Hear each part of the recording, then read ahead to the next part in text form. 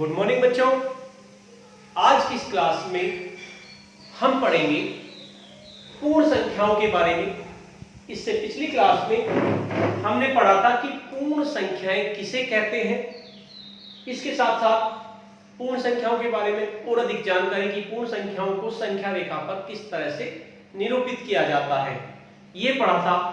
और हमने क्रमागत संख्याओं के बारे में पढ़ा था।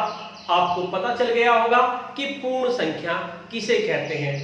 मान लीजिए 0, 1, 2, 3, 4 जो संख्याएं होती हैं इन्हें पूर्ण संख्याएं कहते हैं। उसी क्लास के क्रम में हम आगे बढ़ेंगे। उम्मीद है आपने वो वीडियो देख ली होगी और आपने अपना काम पूरा कर लिया होगा। उसी के क्रम में हम आगे बढ़ेंगे।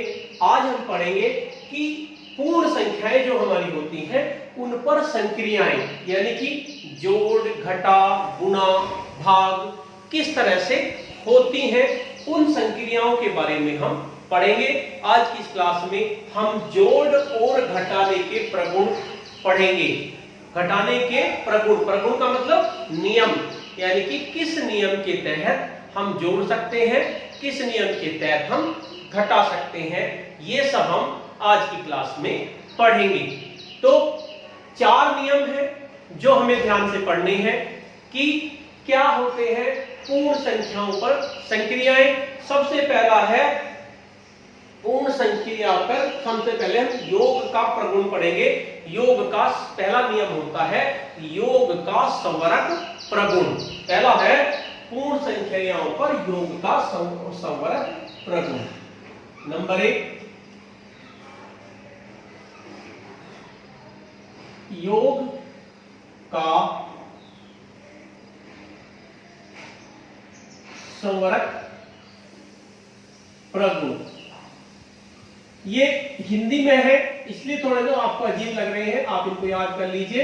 योग का संवरक प्रगुण होता क्या है मैं इसके बारे में आपको बताऊंगा, तो आपके एकदम से समझ में आ जाएगा कि योग का संवरक प्रगुण क्या होता है। मान लीजिए आपके पास एक पूर्ण संख्या है, कोई सी भी हो सकती है, 0, 1, 2, 3, 4 कुछ भी हो सकती है।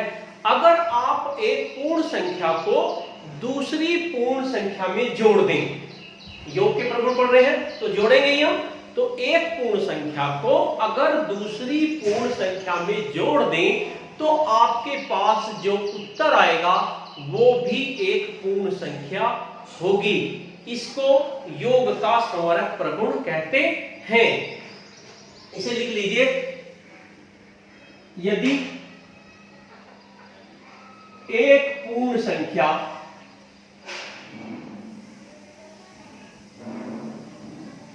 में दूसरी पूर्ण संख्या का योग किया जाता है, योग का मतलब जोड़ किया जाता है,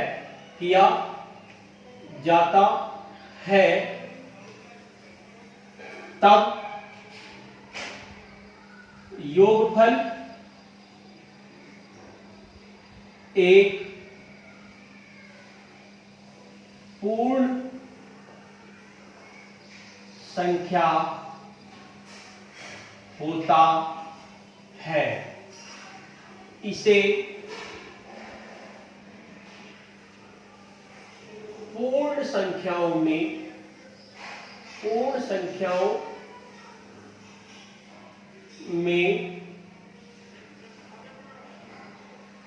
योग का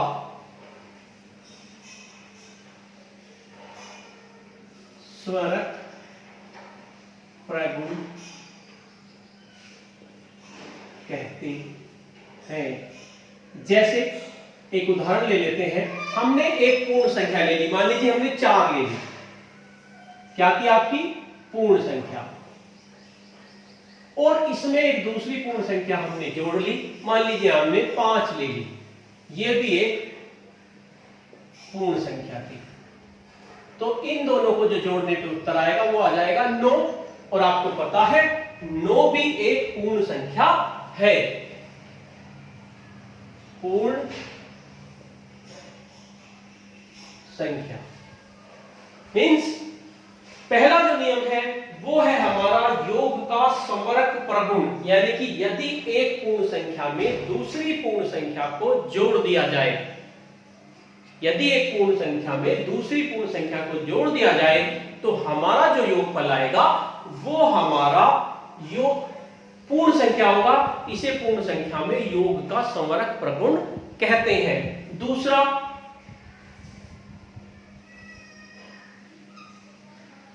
योग का क्रम विनिमय।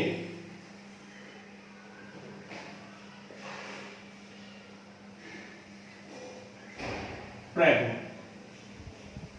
दूसरा है हमारा नियम योग का क्रम विनिमय प्रगुण, यानी कि दो पूर्ण संख्याओं के योगफल पर मान लीजिए आप दो पूर्ण संख्याओं को जोड़ रहे हैं, जैसे आपने एक पूर्ण संख्या 2 ली और दूसरी पूर्ण संख्या आपने 3 ली, 2 और 3 को जोड़ दिया तो उत्तर आ गया हमारा 5, यानी कि 2 को हमने पहले लिया और 3 को हमने बाद में लिया, तो 2 और 3 को जोड़ के उत्तर 5 आ गया। और अगर हम 3 को पहले ले लें और 2 को बाद में ले लें, यानी 3 और 2 को जोड़ दें तो भी हमारा उत्तर 5 ही आएगा, तो उसको कहते हैं क्रम विनिमय, यानी कि क्रम बदलने से कोई फर्क नहीं पड़ता, चाहे हम छोटी पूर्ण संख्या को आगे रखें चाहे पीछे रखें, इस बात से कुछ भी फर्क नहीं पड़ेगा। इसे कहते हैं योग का क्रम विनिमय प्रगुण। इसे लिख देते हैं दो पूर्ण संख्याओं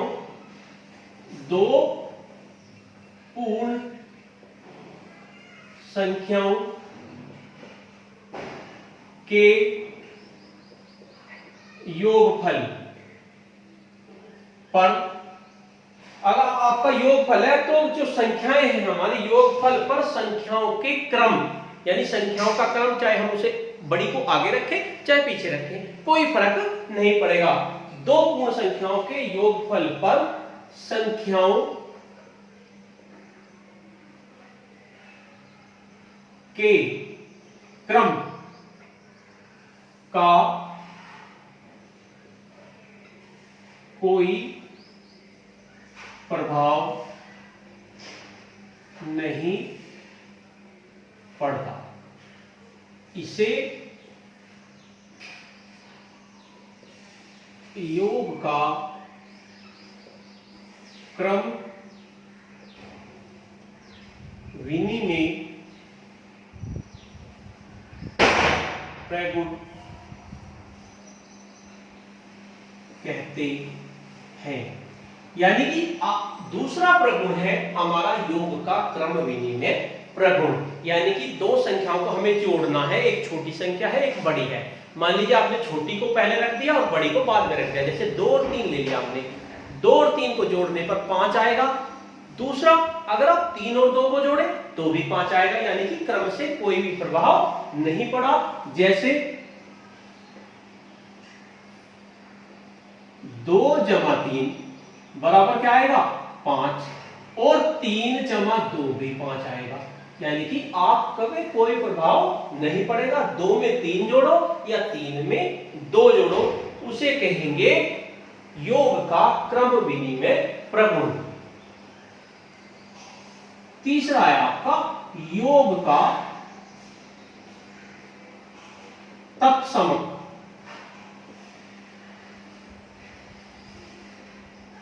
अवयव।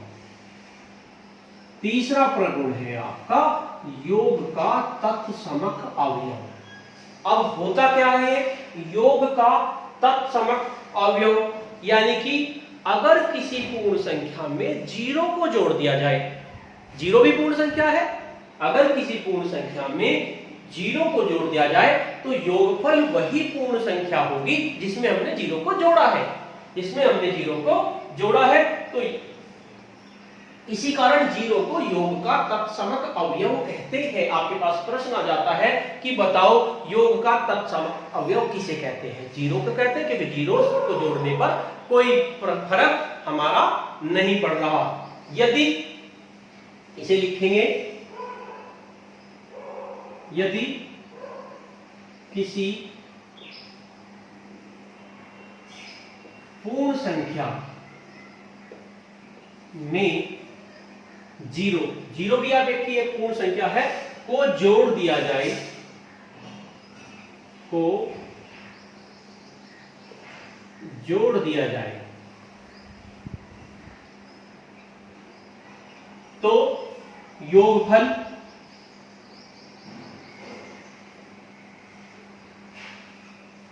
वही, वही का मतलब जिसमें जोड़ा था, वही का मतलब क्या है, जिसमें जोड़ा था वही संख्या, तो योगफल वही संख्या, यहां लिख देते हैं जिसमें जोड़ा था, जिसमें जोड़ा था वही संख्या प्राप्त होता है। इसलिए जीरो को, जीरो यानी कि शून्य, जीरो को योग का तत्समक अवयव कहते हैं। समझ में आ गया? योग का तत्समक अवयव, यदि किसी पूर्ण संख्या में हम जीरो को जोड़ रहे हैं, मान लीजिए हमने 4 में जीरो जोड़ दी, 4 और जीरो कितना हो गया 4, यानी कि जिसमें जोड़ा उत्तर भी वही आ गया हमारा, यानी कि 10 में जीरो जोड़ दी, 10 जमा जीरो बराबर 10 आ गया। जैसे 4 जमा जीरो बराबर उत्तर क्या आ गया आपका 4, 4 आपकी पूर्ण संख्या थी, उसमें जीरो को आपने जोड़ दिया तो आपका उत्तर 4 आ गया। इसे कहते हैं योग का तत्समक अवयव। अब नंबर 4, मैंने बताया था 4 नियम होते हैं योग के। पहला नियम, योग का तत्समक अवयव, योग का क्रम में प्रगुण, योग का तत्समक अवयव हो गया, योग का समरक प्रगुण, और चौथा आता है योग का साहचर्य प्रगुण। योग का साहचर्य प्रगुण। अब ये योग का साहचर्य प्रगुण क्या होता है, ध्यान से समझिए। 3 पूर्ण संख्याएं हमने ले ली, 3 पूर्ण संख्याएं हमने ले ली, 1 2 3, जो 1 नंबर की और 2 नंबर की है उन्हें हमने जोड़ दिया और उसके बाद हमने उसमें तीसरी जोड़ दी, तो जो उत्तर आएगा वही अगर हम दूसरी और तीसरी को जोड़कर उसमें पहली जोड़े तो हमारा उत्तर वही आएगा। तो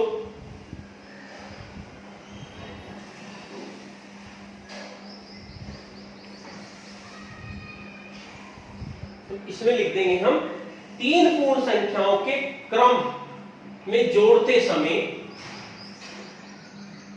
3 पूर्ण संख्याओं, आपने 3 पूर्ण संख्याओं को के 3 पूर्ण संख्याएं हैं उसमें आपने पहली और दूसरी ले ली। 3 पूर्ण संख्याओं को क्रम में जोड़ने पर, 3 पूर्ण संख्याओं को क्रम में जोड़ने पर दूसरी प्लस तीसरी, क्रम में जोड़ने पर पहली प्लस दूसरी का समूह बना लिया जाए, उसमें तीसरी जोड़ दी जाए, क्रम में जोड़ने पर पहली प्लस दूसरी के समूह में तीसरी को जोड़ने पर, तीसरी को जोड़ने पर प्राप्त योगफल, यानी 3 पूर्ण संख्याएं में क्रम में जोड़ने पर पहली प्लस दूसरी के समूह में तीसरी को जोड़ दिया, के समूह जोड़ने पर प्राप्त योगफल दूसरी प्लस तीसरी, दूसरी प्लस तीसरी, तीसरी के समूह में पहली को जोड़ने पर प्राप्त योगफल बराबर होते हैं। यानी कि ये आपका साहचर्य प्रकरण हो गया। यानी तीन पूर्ण संख्याएं हैं, उन्हें हमें क्रम से जोड़ना है। आप पहली प्लस दूसरी को जोड़ दो और उसमें बाद में जाकर तीसरी को जोड़ दो। पहली दूसरी का समूह बनाया हमने, जैसे 2 और 3 थी, उन्हें एक साथ जोड़ दिया, 5 आ गया, और उसमें फिर 3 जोड़ दिया, 8 आ गया। इसी तरह से आप जो है दूसरी और तीसरी को पहले जोड़ दो और उसमें पहली वाली बाद में जोड़ दो, तो भी आपका उत्तर यूं ही आएगा। जैसे आपने क्या किया, 2 + 3 का जोड़ा बनाया, इन्हें जोड़ दिया, प्लस 5 जो तीसरी है हमारी। और ऐसा भी कर सकते हैं 3 + 5 + 2, इनमें ये जना है, तो इनका उत्तर हर कंडीशन में बराबर आएगा। उत्तर 10 ही आना है हमारा। यानी तीन पूर्ण संख्याओं के क्रम में जोड़ने पर पहली दूसरी का समूह बनाओ, उसमें तीसरी जोड़ दो, या फिर दूसरी तीसरी का समूह बनाओ, उनमें जोड़ो पहले और फिर उसमें पहली जोड़ो, तो आपका जो उत्तर आएगा वो आपका सेम ही होगा। इसे कहते हैं योग का साहचर्य प्रगुण। अब पूर्ण संख्याओं में योग का संवरक प्रगुण काम करता है, योग का क्रम विनिमय भी काम करता है, योग का तत्समक अवयव भी काम करता है, योग का साहचर्य प्रगुण भी काम करता है। लेकिन पूर्ण संख्याओं में घटाने में ये नियम आपके अलग होंगे, वहां पर ये काम नहीं करेंगे। जैसे पूर्ण संख्याओं में घटाने का संवरक प्रगुण आप देख लीजिए, पूर्ण संख्याओं में घटाने का संवरक प्रगुण। अब घटाने में ये समस्या क्या आती है, पहला संवरक प्रगुण को देखिए। संवरक प्रगुण क्या होता है, यदि एक पूर्ण संख्या में दूसरी पूर्ण संख्या का योग किया जाए तो जो उत्तर होगा वो हमारा पूर्ण संख्या ही होगा। लेकिन अब आज जब बात घटाने की आती है, अगर एक पूर्ण संख्या में से दूसरी पूर्ण संख्या घटाई जाए तो जरूरी नहीं कि आपका उत्तर संवरक प्रगुण यानी कि आपका उत्तर पूर्ण संख्या ही आए, तो इसमें संवरक प्रगुण लागू नहीं होता। आप इसमें लिख देंगे पूर्ण संख्याओं में घटाने का संवरक प्रगुण लागू नहीं होता। पूर्ण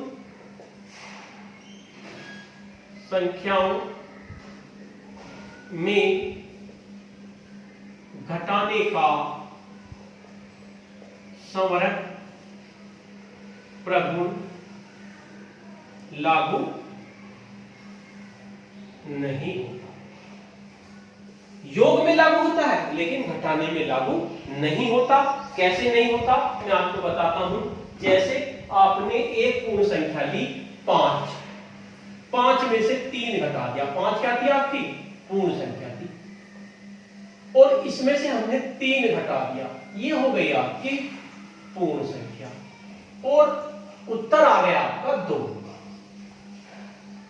पूर्ण संख्या। यहां पर लागू हो गया 2 जो होगा इसमें आपका लागू हो गया नियम घटाने का संवरक प्रगुण। लेकिन अगर आप 3 आपकी पूर्ण संख्या है और उसमें से 5 घटा दे तो उत्तर आपका नफी का 2 आएगा। क्या उत्तर आएगा, 3 छोटी है और उसमें से बड़ी संख्या घटा रही है। जब छोटी में से बड़ी संख्या घटाएंगे तो उत्तर जो आएगा वो नफी का आएगा, और नफी क्या होता है आपका पूर्ण संख्या नहीं होता, वो पूर्णांक होता है। इसे लिख देंगे पूर्ण संख्या नहीं है, पूर्ण संख्या नहीं। तो इसका मतलब क्या है, आपका संवरक प्रगुण लागू नहीं होता। अगर बड़ी संख्या में से छोटी संख्या घटा रहे हैं तो आपका संवरक प्रगुण लागू हो रहा है, लेकिन छोटी संख्या में से अगर बड़ी संख्या घटाने लगे तो आपका संवरक प्रगुण लागू नहीं होगा। तो पूर्ण संख्याओं में घटाने का संवरक प्रगुण जो है आपका, ये आपका लागू नहीं होता। योग में सभी लागू होते हैं, घटाने में लागू नहीं होते। इसी तरह से आपका क्रम विनिमय प्रगुण है।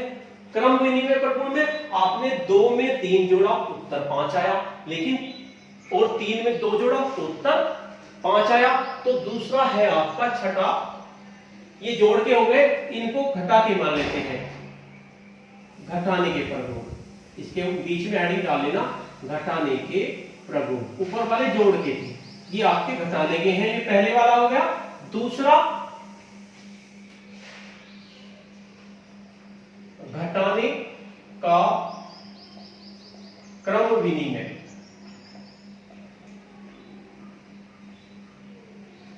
प्रगुण। क्रम विनिमय क्या था? जब दो पूर्ण संख्याओं का क्रम बदल देते हैं तो योग में कोई अंतर नहीं पड़ता, लेकिन घटाने का क्रम विनिमय प्रगुण भी लागू नहीं होता। इसमें भी हम लिख देंगे लागू नहीं होता, नहीं होता। क्यों? देख लीजिए, आपने 5 में से 3 घटाया, उत्तर आपका 2 आ गया। दूसरा, अगर आप 3 में से 5 घटाएं तो माइनस का 2 आया, यानी दोनों उत्तर क्या हो गए हमारे? अलग अलग हो गए। यहां पूर्ण संख्या प्राप्त हो रही है, यहां पूर्णांक हो रहा है, इसलिए ये लागू नहीं होता। अगर क्रम हम बदल देते हैं तो ये लागू नहीं होता। तो घटाने में क्रम परिमेय प्रगुण लागू नहीं होता। दूसरा, योग का तत्समक अवयव 0 जोड़ दिया जाए तो योगफल वही आएगा, किसी 0 घटा दिया जाए तो उत्तर वही आएगा, इसमें लागू हो जाएगा। लेकिन अगर आप पीछे वो रख देंगे तो लागू नहीं होगा। इसी तरह साहचर्य प्रगुण भी आपका लागू नहीं होता। साहचर्य प्रगुण, साहचर्य प्रगुण आप इसमें भी लिख देंगे लागू नहीं होता, लागू नहीं होता। तो मेन आपके ये है कि आपको मेन यही याद करने हैं कि योग के तक क्या क्या आपके प्रगुण हैं। घटाने में तो आपके लागू होते ही नहीं, तो आप घटाने में लिखने की आपको जरूरत भी नहीं है। वैसे आप अगर आपसे कोई पूछ ले तो आप कह सकते हैं घटाने का संवरक प्रगुण पूर्ण संख्याओं में घटाने का प्रगुण लागू नहीं होता, क्योंकि आपको एक पूर्ण संख्या में दूसरी पूर्ण संख्या घटाएंगे अगर हम, तो जरूरी नहीं कि वो आपकी पूर्ण संख्या ही हो। इस तरह से हमने पूर्ण संख्याओं में ये योग और घटाने के प्रगुण के बारे में आपको सीखे। इसलिए आप जितना भी काम आपको ब्लैक बोर्ड पे कराया गया है, इसको अपनी कॉपी में उतार लीजिए और इसके साथ साथ इसकी प्रैक्टिस कीजिए। धन्यवाद।